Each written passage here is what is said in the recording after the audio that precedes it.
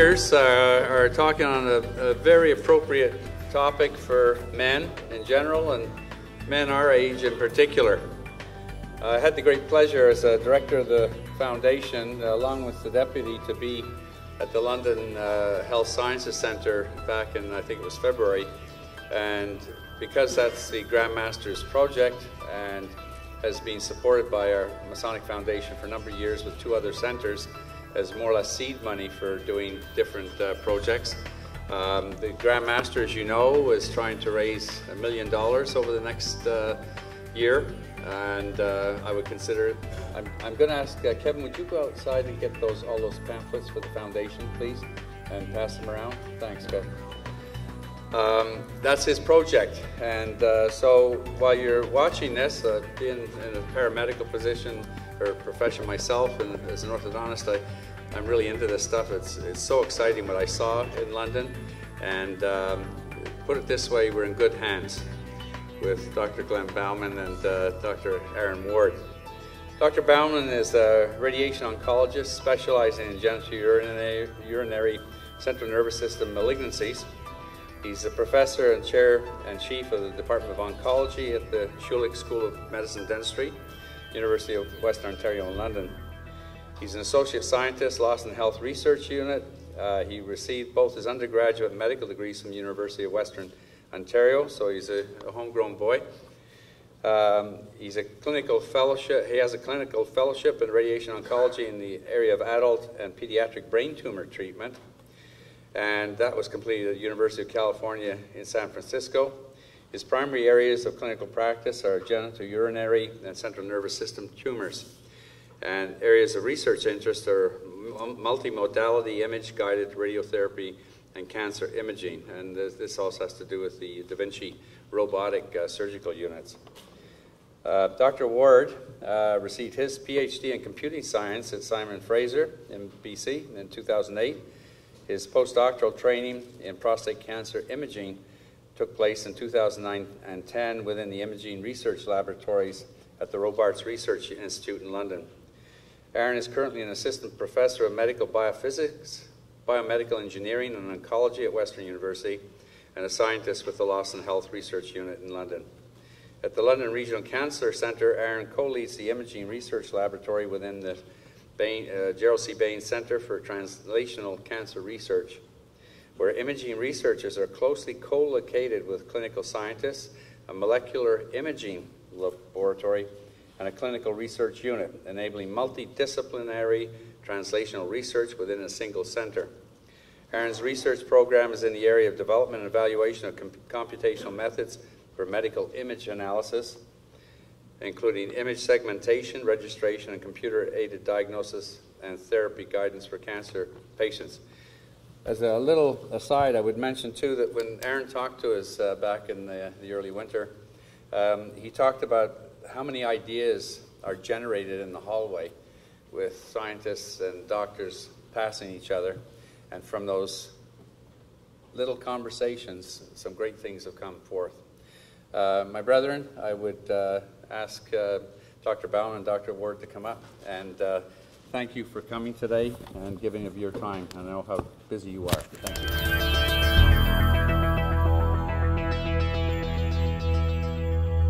Well, thanks very much. We've got a bit of a dual presentation. I'll get started with some information, then I'll be passing it over to Dr. Ward, and then I'll be finishing things up.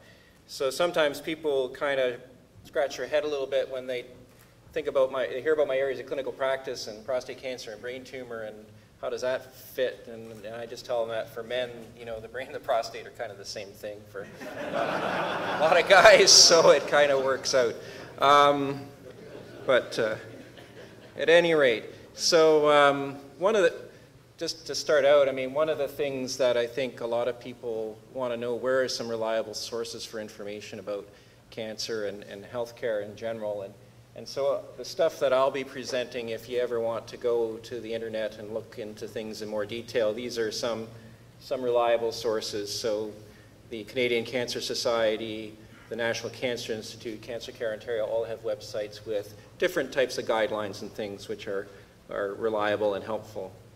So what I've found in talking about prostate cancer is that men and families often have some very fundamental general questions about cancer, and that applies to prostate cancer as well, and I've listed some of them here. So as part of the talk, I'm going to start out by addressing some of these common questions and talk a little bit about some of the innovation we're bringing to improve our treatments. So when you think about cancer, I mean, cancer is not one disease, it's many diseases, but fundamentally, at the very basic level, cancer is really a misprogramming of cells, and cells are controlled by their DNA, and so if you have an error or accumulation of errors in your DNA, it can tell cells to grow in ways you don't want them to, or it can instruct them or give them the ability to move or spread in ways that they shouldn't. And so cancer really is characterized by unregulated cellular growth as well as unregulated cellular movement and spread.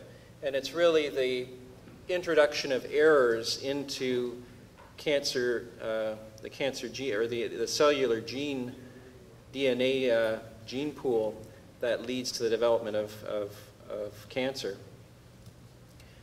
And so when we were first figuring out decades ago about the genetic underpinnings of cancer, there were a couple of kind of prototypical examples that really put us onto the mechanism of how cancer develops. And one of them is a tumor called retinoblastoma, which is a pediatric cancer. It occurs in kids. It's a type of tumor of the eye.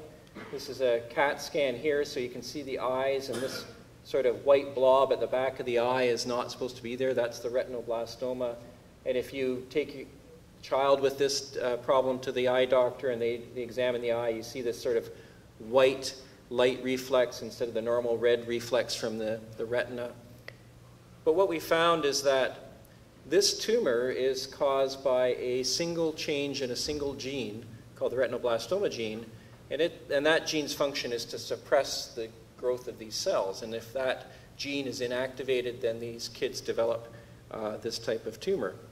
So this is sort of an example of a genetic change where you can directly link it to the development of a tumor. Now, most common cancers are not that simple, and most common cancers in adults represent the accumulation of dozens of genetic changes, and probably within that, upwards of tens of, 5 to 10 sort of critical genetic changes that drive the abnormal behavior. And you may have heard of the Cancer Genome Project or the Human Genome Project, but basically there's been an enormous amount of effort exerted to really sequence and analyze the gene patterns of tumors in people with cancer. And what they've been able to do is they've been able to sequence thousands of tumors and map out where are the genetic changes in different types of tumors.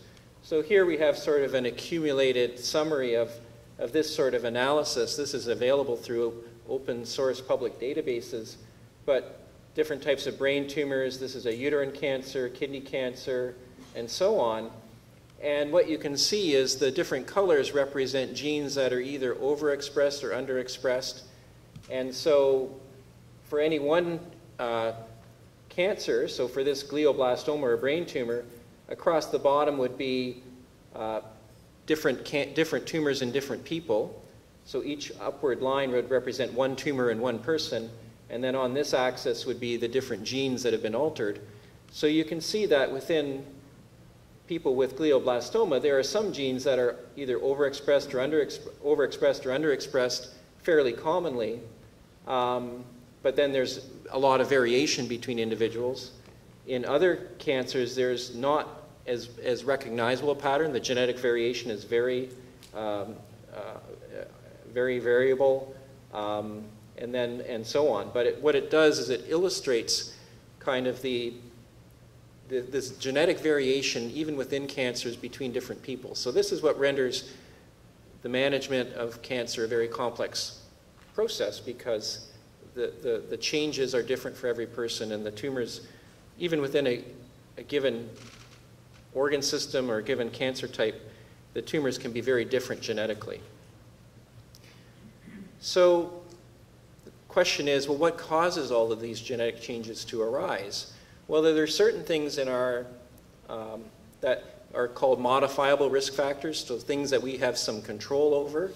For example, if you smoke, inhaling chemicals on a regular basis and exposing them to your cells to this sort of bath of carcinogens that is in cigarette smoke is something that can induce these genetic changes that make people more prone to cancer. Our lifestyle in terms of our physical activity, diet, maintaining our weight can influence how these changes accumulate. There are some less commonly, but there can be some occupational exposures to certain chemicals and such. Family history can be important. Now, you can't change that, but if you know about it, maybe you can modify other factors. But probably the biggest thing is time, and in that as we get older, we just accumulate genetic changes in our cells. Our body can repair many of them, but over time there can be changes that don't get repaired, and in some people those will gradually add up in a way that will cause a cancer. So there's quite rightly a perception that cancer is, there's a lot of cancer among our community, among people in Canada. I think the statistics suggest that 1 in 4 people will get cancer over their lifetime, so it's a common health problem. There's also a lot of publicity about cancer, so we're more aware of it.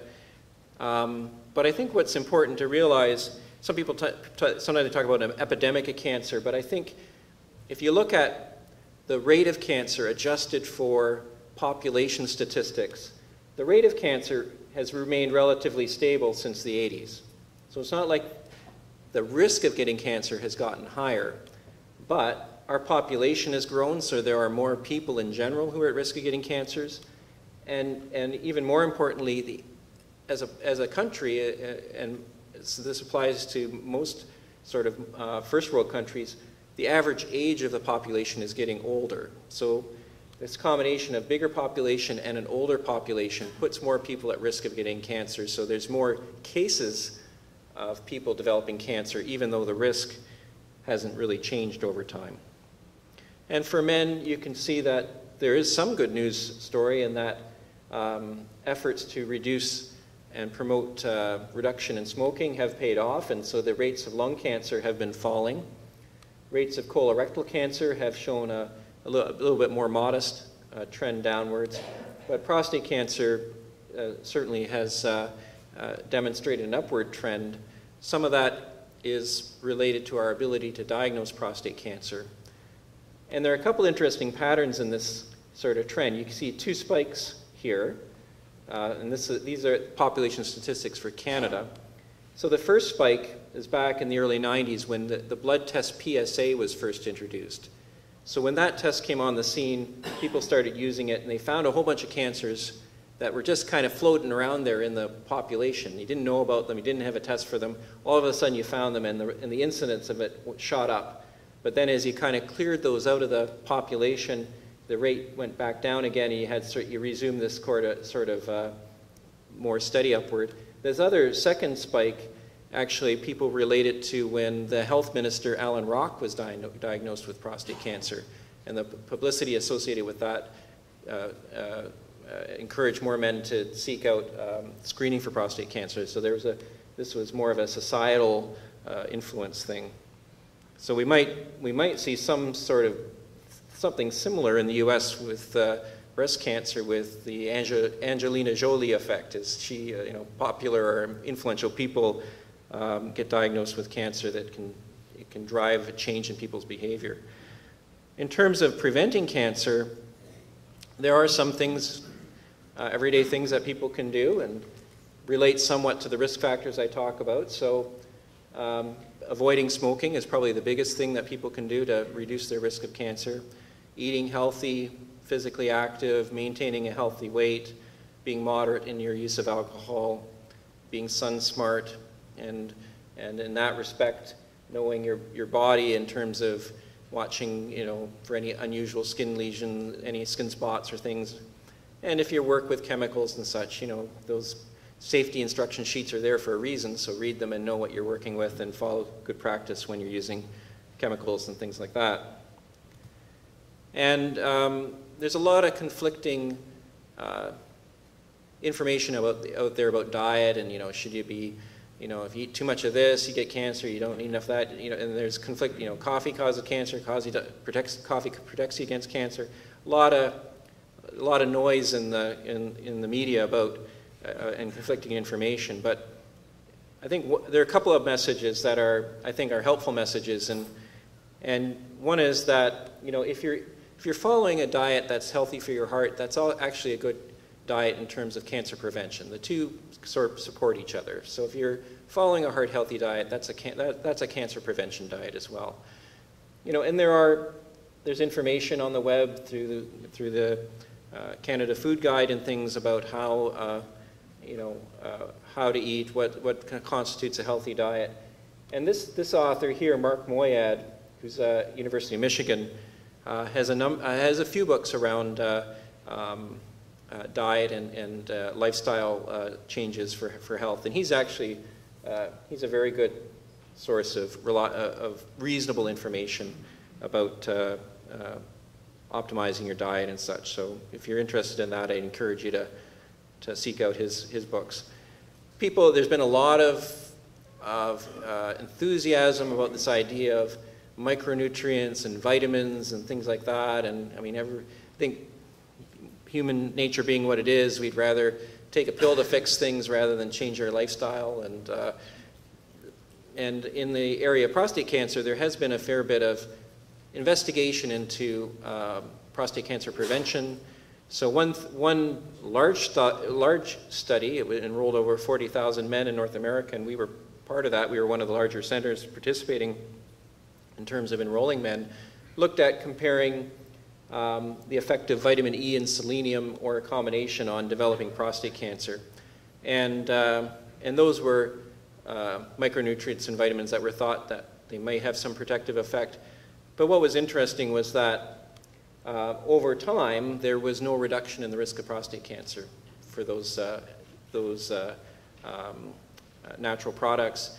And in fact, in some of the arms, there were some detrimental effects in terms of increased risk of diabetes and such that was seen. So just because something's a vitamin or a natural product doesn't mean it's necessarily safe or effective. And we do need to evaluate these type of interventions as rigorously as we do traditional drug treatments. The other area where there's controversy in the treatment of men with prostate cancer and in the management of men with prostate cancer is around early detection and diagnosis. And in that regard, we really have to kind of think about this issue of case detection, which is where you're really dealing with the individual man who comes in and maybe they're having some symptoms, or maybe they're worried about cancer because they have a family history and they want to know, do they have prostate cancer, or they want to be screened, they want to be sort of tested for prostate cancer. So that's one situation. So case detection is one situation. At the other end of the spectrum is you say, okay, every man over 50, we're going to do a PSA on all of those men, and that's like a population screening strategy. And so if you're going to undertake a population screening strategy, you have to have tests that are really reasonably accurate, because you don't want to overdiagnose people and cause anxiety and expose them to unnecessary tests, and you also don't want to underdiagnose people too and give them false assurances. So within the cancer specialty, or in the cancer problem, there aren't that many screening tests that are actually proven the test of time. I think Pap smears for cervical cancer certainly seem to meet the bill. Mammography for breast cancer you know, in years past I would have said meets the bill, but even that's being called into question now, that it might not it might not be as accurate a screening tool as in the modern era as it maybe it was when it was first evaluated, you know, 20, 30 years ago. The other cancer where there is a organized screening implemented is for colorectal cancer. So Cancer Care Ontario has implemented regular screening for colorectal cancer. But that's about it. There aren't really good screening tests for other cancers. And it's not that it hasn't been tried. So when we're talking about prostate cancer, we have a relatively prevalent cancer, so it makes sense to try and screen for it because it's a common problem. You wouldn't want to screen for an uncommon problem. But part of the problem is that the tools we've had for screening for prostate cancer are really not as good as we'd like. So DRE, digital rectal examination, is basically feeling the prostate with the finger. Well, that's of limited sensitivity for finding cancers. You can only feel cancers once they've grown to a certain size. PSA blood test is more sensitive, but still not as sensitive as we'd like, and it's not as specific as we'd like either. There are different things that can elevate PSA in the blood. And the ultimate, probably the most accurate test, a biopsy, is very invasive, so you don't want to be doing that on a routine basis. And part of the difficulty with the prostate is it's just in such an inconvenient place to get at, so it's hard to examine, and this poor snowman is getting checked for his snowman version of prostate cancer, I guess. So the idea of using, so when you think about screening, if you're going to screen lots of men, the most attractive option was to use the blood test, to use PSA. So over the last 20 years, there have been large studies conducted in Canada, US, and Europe, looking at taking tens of thousands of men and taking, you know, half of those men and doing PSAs and half of them not, and then following them over time and saying, okay, do less men die of prostate cancer if we use the PSA as a screening tool? And there's conflicting evidence. In the US, they didn't find any benefit, and that is probably because there was a lot of cross-contamination, that men assigned not to have a PSA would go seek out a PSA, and so the benefit of PSA was kind of diluted. In Europe, there was a little bit better compliance, but they still found they needed to screen 1,500 men and then treat 50 men to spare one prostate cancer-related death. So and this is from the European trial. You can see that, so in the men who didn't get PSA, the control group, slightly higher risk of dying from prostate cancer versus the screen group. But on the x-axis here, you know, this is 1%. So we're talking a very, very small difference. And you're talking about exposing a lot of men to anxiety in terms of the screening. So at this point in time, there's still a lot of controversy as to whether to use the PSA on a routine basis. And the general consensus, I think, is that it's not the best test for screening populations of men. It's the best test we have on an individual basis. If a man is concerned about prostate cancer, comes in to see his doctor, has a dialogue about the pros and cons of it, and then if there are abnormalities, you still really need to follow that up with a biopsy. And then in terms of biopsies, they tend to be directed using ultrasound, and the prostate is sampled, sort of portions of the prostate are systematically sampled, because again, using conventional imaging technology, you really can't see the individual cancers in the prostate, so you have to basically just take random biopsies of the prostate to try and find that cancer. And improving that ability to localize prostate cancer in the gland is an area of intense research, and area that we're interested in, and Dr. Ward will be talking more about. Once you have a biopsy, you can grade the cancer, and then the grade tells you something about the aggressiveness of the cancer, and that can help you direct your treatments, along with knowledge of the PSA and whether there's cancer to palpate or feel in the gland. And so in terms of treatments, We do have a range of treatments that are available, ranging from careful monitoring or active surveillance through to surgery, brachytherapy, which is a placement of radioactive seeds in the prostate, or external beam radiation. These would be for localized prostate cancer. For men where cancer is spread beyond the prostate, we have more drug treatments that we've been using. And you know, at first blush you might say, well, why on earth would you watch a cancer? Why on earth would you not treat a cancer? That can't be a good thing. But there's a number of groups across throughout the world who have been sort of pioneering an active surveillance approach for selected men with prostate cancer, and one of those groups is in Toronto here at Toronto Sunnybrook, Dr. Laurie Klotz. And what they've found is if you pick men with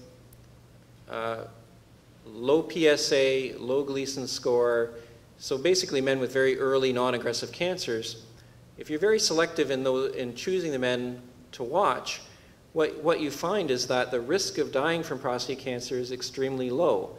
So this curve here represents, so this is the portion of men surviving over time. So just in terms of overall survival, so death from any cause, men die over time. Men get older, men die, but of various causes. This graph looks at what proportion of men died of prostate cancer, and you can see that that's almost a horizontal line. So that's, very, very few men in this very selected group of men actually died of their prostate cancer. And then when you compare the two causes of death, so you can see here are the men dying of other causes, here are the men dying of prostate cancer. So what they've been able to do is to identify a group of men where you can safely follow them, and then the risk of dying from prostate cancer is extremely low. And through this selection process, you can spare a substantial number of men the side effects of treatment by just careful monitoring. And as far as surgery goes, radical prostatectomy is a technique to remove the whole prostate. And when you do that, you basically interrupt the connection between the bladder and the urethra, so you have to sort of hook up that connection again. And when you do that, you disrupt the normal valves around the bladder, so bladder control, it can be a big concern after surgery, so that's a source of side effects after surgery. When we do brachytherapy, we're using ultrasound to guide seeds into the prostate, so we put radioactive seeds under ultrasound guidance into the prostate. Bladder control usually isn't interrupted, but men can develop irritative bladder symptoms because of ongoing inflammation in the bladder, so they can have an increase in urinary symptoms after brachytherapy, so that carries its own side effects. External beam radiation is a way of giving radiation from the outside through radiation beams focused on the prostate. But again, we can see side effects related to some collateral radiation of the rectum, so we can end up with some bowel side effects after treatment. So none of the treatments are free of side effects. They all are effective treatments against the cancer, but they all carry their side effects. So when you're trying to select treatment, men often need a lot of counseling to sort of compare the pros and cons of the different treatments that are available to them, and to that end, there are different resources available to men, the different pamphlets or internet-based resources. This is one called I Have Prostate Cancer, which is kind of nice because it has kind of little video clips of men with different stages of cancer, and they talk about what their thinking was in choosing various treatments. So having decision aids for men who are going through this process of choosing a treatment is important. So which option is better? Well, it's one of these things where it's hard to say for an individual man often that there is one that is better than the other. And they do, when you're comparing them, different men, say younger, fitter men might go for surgery versus men who have more medical problems who might not be fit for surgery. They differ in their side effects. If you're comparing treatments, you have to follow men for a long period of time because prostate cancer can take a long time to come back. There's a sense sometimes that more treatment is better, but that's not always the case. So another source of ongoing research is looking at ways to compare treatments and really try and decide which treatment is best for which man. And this is just the idea of more is not necessarily better. So there was a randomized trial from Europe that compared prostatectomy versus observation. Those are pretty different treatments. And what they found was that for many of the men, there was no difference in terms of death from prostate cancer, similar to the observation series. But among younger men who were just watched and didn't receive surgery, there was a higher risk of dying from prostate cancer. So there are ways, by looking at the factors in the man themselves as well as the cancer, that we can maybe choose men who are likely to benefit from treatment. So why haven't we found a cure? Well, I guess it's important to realize that in some ways we are doing better, and again, we've seen decreasing mortality overall. But again, we're dealing with this increase in cancer volume, so we're still going to have more men dying of prostate cancer than we would like.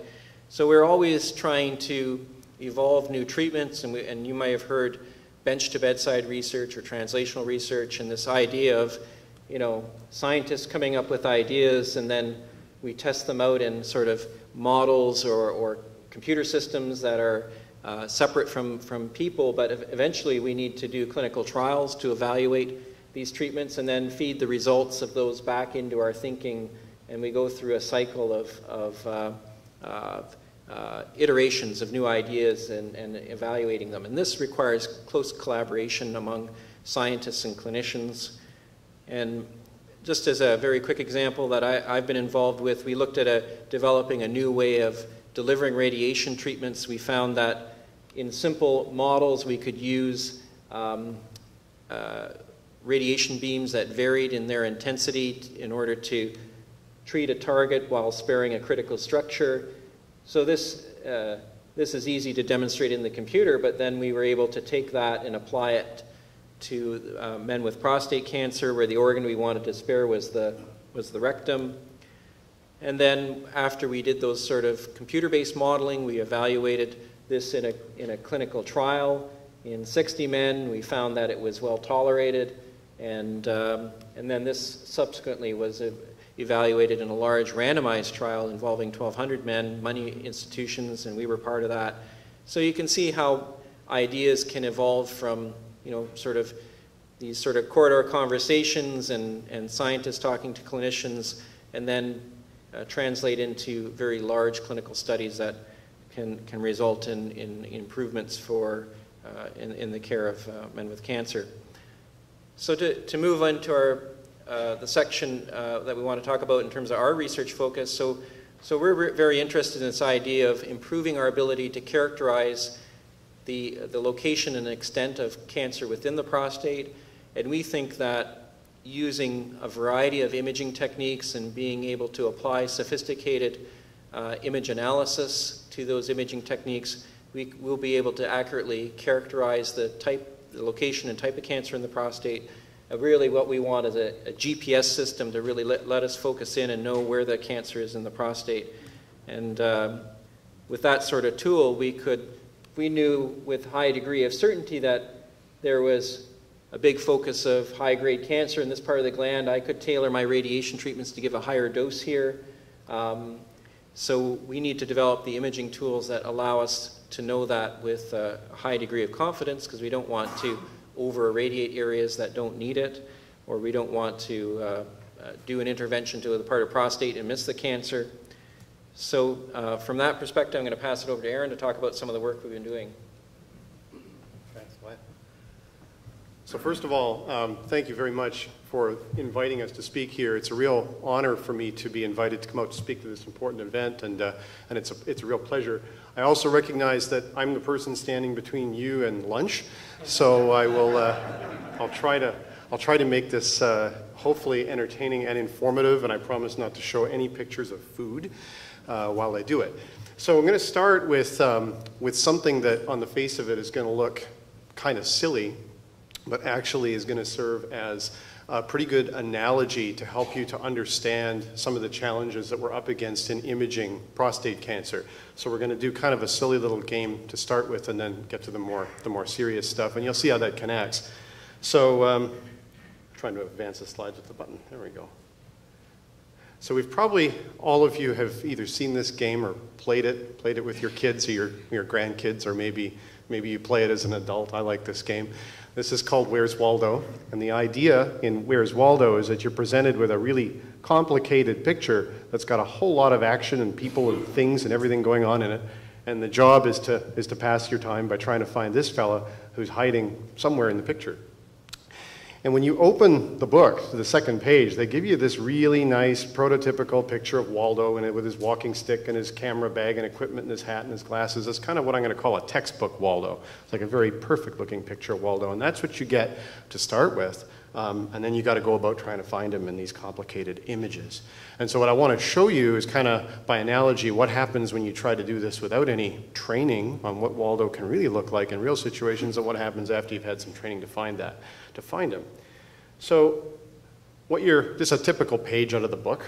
So it's kind of half a page actually. So you can see the complexity, what's going on in here. You've got all kinds of objects and people and things in action. And I like to play this with my kids. So I give this to my kids. So this is, Alina is 7 and Richard's 4. And we say, okay, go ahead, use your textbook Waldo and see if you can find him. So they're scanning the page and you can see how much they're concentrating. And then a little bit of time passes and you start to get a little frustrated because it's a tough task. There's lots going on. And then a little bit more time passes and the boy's still hanging on, but she's getting a little bit more. And at a certain point, it's like, all right, that's it. I can't find him. Although Richard's still holding on, but he's too young to know he's supposed to be frustrated. We got her to ham it up. Okay, so now let's come back to this and let's find out what happens when we do the real thing and learn a little bit more about what this task really consists of. So I'm going to cone this down to an area where I happen to know where the answer is because I already played the game. So I'll give you a couple seconds to take a look at this and see if you can find him hiding in here somewhere and see if you can find some decoys. If you look, eventually you land on this fella here. He looks a lot like Waldo. He's got the shirt, he's got the hat, but he doesn't have the camera bag. He's got different hair. Maybe he's a decoy. And you look a little harder and go, well, they got the glasses. That's closer, but it looks like that's a female, so that's another decoy, or what we would call a confounder. That's what we would call a decoy, call it a confounder. And if you keep looking, you eventually land on, oh, there he is, he's hiding. He doesn't have all his gear on in this picture, and he's kind of partially occluded by these people standing in front of him. But we found him. And based on this experience, we can build up our understanding about what Waldo looks like and what our decoys or our confounders look like. So we can start where before all we knew was the textbook picture. But now we know, oh, sometimes he doesn't have all this gear over his shoulder, and sometimes he's hidden by stuff. And we know about these confounders, these lookalikes that are trying to trick us. And if we went through this exercise over and over and did lots and lots of pages, we could build up a little library of different ways that he appears. Sometimes he's got even more gear on. Sometimes he's got no gear on. Sometimes he's hiding behind stuff. And we pick up a couple other confounders or decoys, lookalikes that might confuse us along the way. So now we're armed with a much richer description of what the various incarnations of Waldo are, the various confounders, way beyond what we had out of our textbook. And armed with that information, success in the task becomes a lot easier. So that's a silly example. Let's get serious and see how does this relate to prostate cancer imaging. So this is a typical problem that a clinician like Dr. Bauman would be up against trying to assess a patient's prostate cancer based on a magnetic resonance imaging, or an MRI you may have heard of. So they're presented with an image that looks like this, and they need to find out where's the cancer and where's the normal tissue. So we actually did a little study and we asked several physicians that were trained to do this, to do the task. And so the first physician drew a contour in this area here. And on this kind of MR image, they're looking for dark spots. You can see this spot is dark compared to the other side. So they found a dark spot, and this physician said, that's where I think the cancer is. So essentially, what this physician's doing is playing a much, much, much harder version of Where's Waldo on these kind of images and said, okay, I think I found him. But then we asked another clinician, where do you think it is? And he said, well, I like that spot, but this also looks a little bit dark, so I'm going to call that as well. So what that clinician's saying is, okay, both of these are, they're both Waldo. But is that really true? Or maybe that area there was a little bit brighter. Maybe that's a confounder. Maybe it's a mimic. How do we know? How do we know? And so we did this on a bit of a larger scale. Those are those same two images. We actually got a third physician to do it, and he joined the two areas, so he hedged a little bit, right? But went a little bit more a little bit more conservative and said, okay, we'll join them. And then, in fact, the MR machine can be programmed to give you images of the very same prostate that look actually, tell you different information. So you have this T2W just means that it's a sort of a structural image of the prostate. This T1 weighted DCE is telling you what's going on in terms of a contrast agent flowing through the blood. So here, bright areas are suspicious. And this diffusion map shows you things about water diffusivity in the tissue, which is restricted in cancer. So they're looking for dark spots here. And the thing I want to emphasize is this is all the very same slice of the very same prostate from the very same patient. And you're seeing 3 different physicians' calls on 3 different types of images coming out of the scanner, and you can see how different these are. This is a very, very, very difficult task. The hardest game of Where's Waldo you can imagine. But what I want to say is, if we can make this more repeatable and more accurate, this finding of cancer, we have tools that are emerging for destroying the cancer in place. So instead of sending a patient off to have a surgery to have their whole prostate taken out, or radiation to the entire prostate, which carries all kinds of side effects like urinary incontinence, sexual dysfunction, instead, what we can do is do the equivalent of we have a lumpectomy for breast cancer. This would be like a lumpectomy for prostate cancer, where we preferentially target that cancer. But in order to do that, we got to know where it is. So we have radiation tools that can be used for preferential targeting of tumors. We have other technologies that are under development. This tool was developed by Aaron Fenster's group at Robarts in London and tested by Uri Linder and John Trachtenberg at UHN here in Toronto. And this is a laser device where a patient is actually inside of an MRI machine here, and this device is put up sort of between the legs, and these laser fibers are inserted transperineally into the gland and positioned within the cancer. Lasers turned on, and it burns the tumor right in place, leaving all the surrounding tissue intact. And I absolutely love this picture of Uri. He's got his little tiny fiber, and it's glowing. His tiny little lightsaber, and I think he looks kind of threatening there, like he's gonna get him. But so this is emerging. We have ultrasound technology that's emerging that can use high intensity ultrasound to destroy tumors in place. And this was one of the world's first patients treated with this new device. The device was developed here in Toronto, tested in London. This is Dr. Joe Chin in London, and very happy first patient, giving him a big hug for that. So we have the weaponry, we have the armamentarium, we have the guns, but we need to know how to aim them better to make sure that when we use these weapons, we're actually destroying all the cancer and leaving none of it behind. So that brings us back to this, right, to this issue. Because in order to target the cancer, you have to be able to draw the target, and you have to be able to know that that encompasses all the cancer in that prostate. So we've got to learn some more about how to take aim.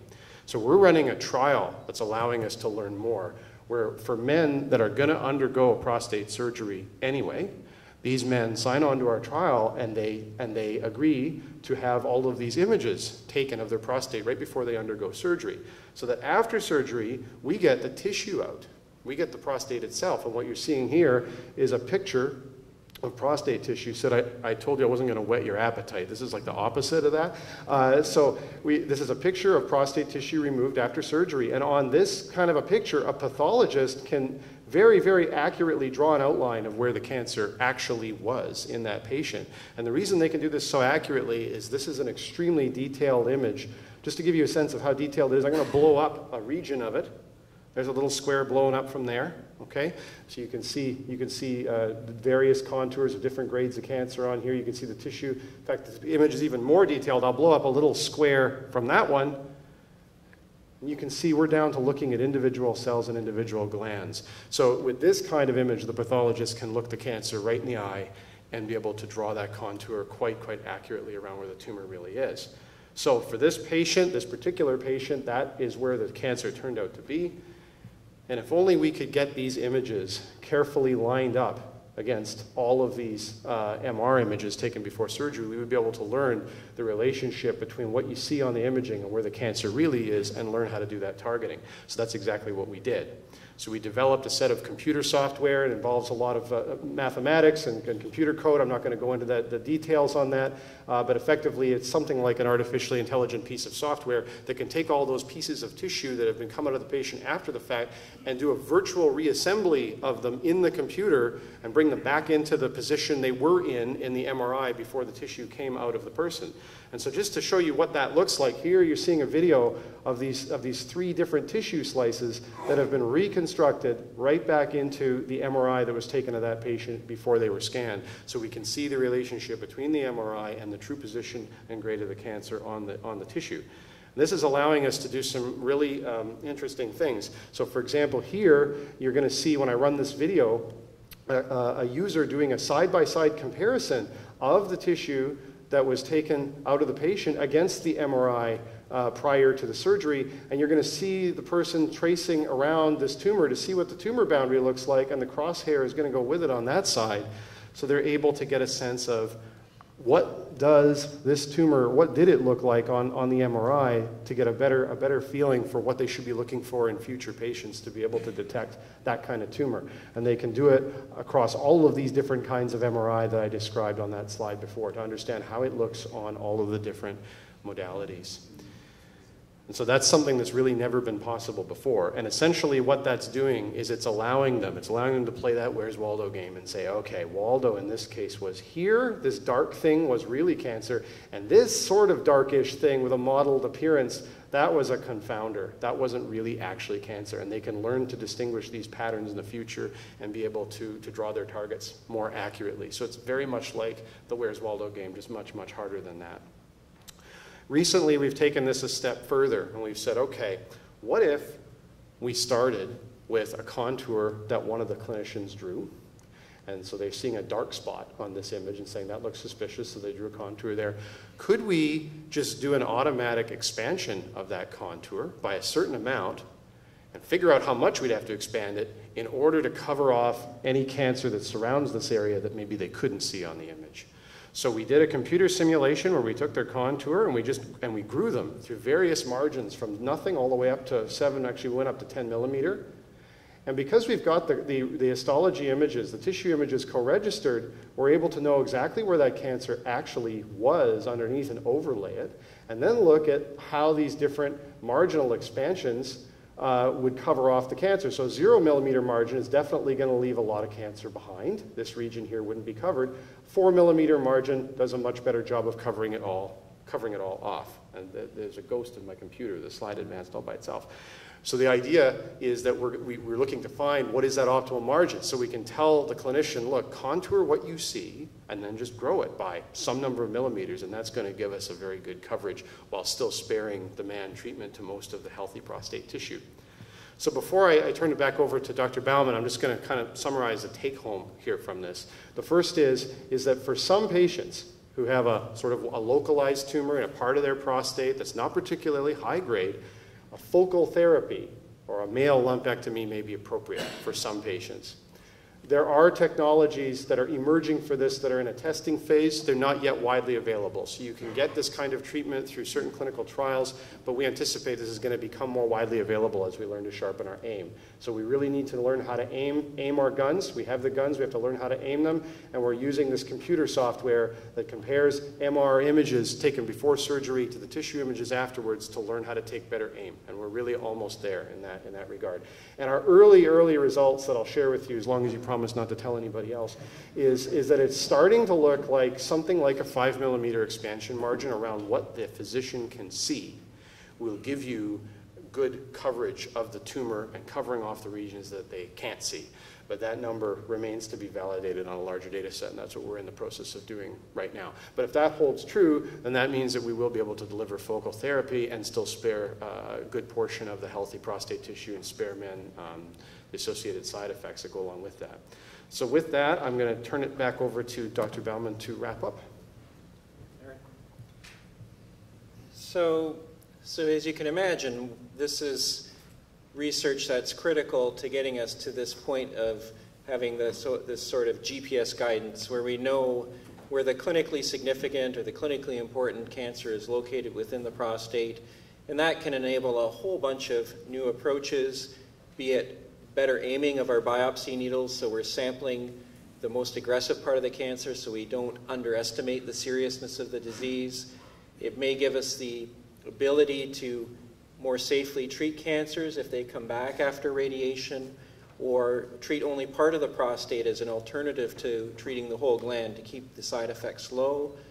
It may allow us to give more intensive treatment to parts of the prostate if we think that there's a more aggressive focus of cancer within the gland, again from the point of view of improving cancer control without increasing side effects. And it can also assist our surgeons. So if they are going in to do a surgery and they know that the highest or most aggressive, highest grade or most aggressive part of the cancer is on the left side of the prostate, maybe they can be more conservative in their surgery on the right side of the prostate and spare nerves and such so that they can lessen the side effects of their surgery. So this knowledge of where the cancer is in the prostate, the aggressiveness of the cancer, and even more exciting, if we can correlate the imaging with the genetic signature of the cancer, this can give us a lot more guidance so we can deliver less invasive or more effective treatments with fewer side effects to men in the future. So just to conclude, for prostate cancer in general, we do know there are some lifestyle choices that will reduce our risk of cancer in general. Within prostate cancer early detection, it's still controversial as to the best way to do this. I think it's pretty clear we need better tests to find prostate cancer early. At the current time, PSA is still used, but it really should be in the context of a dialogue between a man and their physician about the pros and cons and the limitations of that test. Lots of treatments available. They all have different side effects, different benefits, and again, requires a dialogue for a man to be able to choose the best treatment. And for some men, the best treatment is no treatment. And we're always looking to improve to develop new treatments, improve and evaluate our treatments. And you know, this is a marathon we're on, not a sprint. All of this work takes a lot of time. But to get back to my sort of paradigm of this translational research, I like to think that we are motivated through this cycle through the needs of our patients, the worries or concerns of our patients are what drive our desire to innovate, because we want to be able to generate new ideas that create hope and optimism, then evaluate them rigorously so that we can offer those new options to them with confidence that they're going to be helpful to men. And then that allows us to move things forward and then take on the next challenge and keep repeating it over and over again. And that cycle is really a partnership between the people with the cancer problem, their doctors, and the scientists and other highly skilled people we work with. So I'll leave it at that, and thanks for your attention.